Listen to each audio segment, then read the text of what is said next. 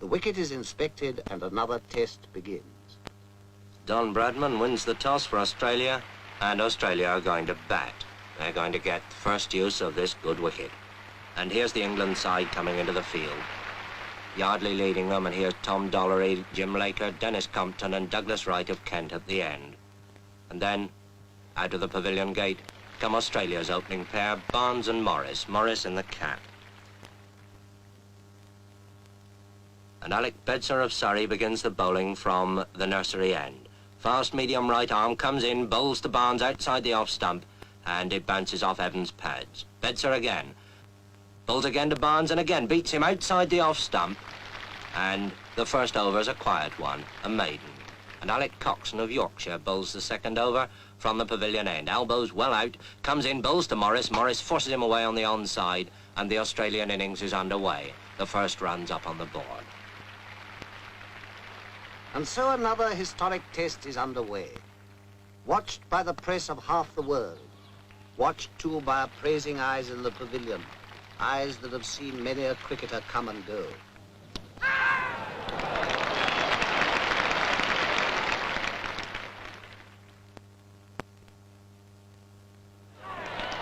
Australia's innings has come to a close. The score stands high and is duly noted. There is time to breathe until England takes the field. Cricket in the hands of the experts, more than a game. It's a craft at least, almost a science. Let's ask an expert, Bert Rhodes of Derbyshire, to bowl us a leg break on this demonstration wicket. Now, there's the spinning finger, the third one, see, cuddled close against the seam. It comes up. Now, this is the perfect leg break. Watch where it pitches. Just outside the line of the leg stump, and it turns enough to beat the off stump. And now, the orthodox, the natural break, spun off that index finger, the off break. And this pitches, watch it, outside the line of the off stump, and it beats the leg stump. Now that's the right arm bowler's orthodox weapon. Let's see how the batsman copes with it. As the ball comes down to him, turning into him, well, all right, he just lets it hit the bat. And that's why short-leg fieldsmen were born. Well, perhaps attack's the best method of defense. Down comes that off break again, and the batsman hooks it hard and high over those short-leg fieldsmen, but not over deep square leg. There is a way of doing it, of course, over the ball as it moves into you, and push it away along the ground as Edrich does this ball from Lindwall, playing it to Barnes. When England are 27 for 1, which is nothing for Englishmen to be very happy about, and Ray Lindwall is bowling at full speed to Hutton. That ball's well up to him, and he pushes it away past mid-off for a comfortable 2. Bradman moves round those hungry Australian slip fieldsmen, and Lindwall, in one of the finest spells of fast bowling seen in England since Larwood, bowls again, this time to Edrich, and Edrich pushes him away out into the covers, quite safely.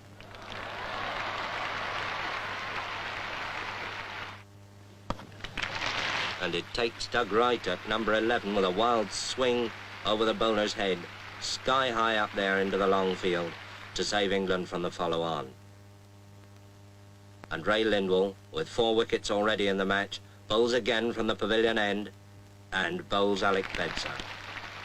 And England are all out for 215, 135 behind Australia on the first innings. But now Australia have started their second innings. Bedser bowls to Barnes, his in-swinger, and Barnes puts it away, down to long leg. Round comes Hutton, fielding at long leg, and there's that quick low throw to Godfrey Evans.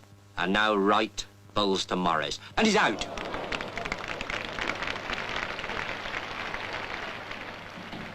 When a wicket falls or a hit is made, those behind the scenes spring into action. What they record will go speeding over land and ocean. When a batsman strikes, the whole world outside will want to know the score. And when they know it, they'll cast an envious thought to those who sat at Lord's and watched. And there goes Barnes, magnificently caught by Washbrook at long on for 141. And Australia are now 431 in front. And now here comes Lindsay Hassett, the vice-captain, to face up to Norman Yardley. I suppose waiting for the earlier batsman, he's had his pads on for best part of 4 hours. Well, he needn't keep them on any longer.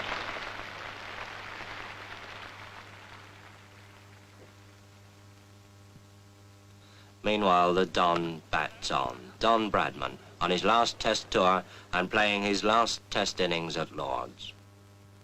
Don Bradman, the pride of Australia and the despair of England. But whichever side one favours, who can but acclaim a master?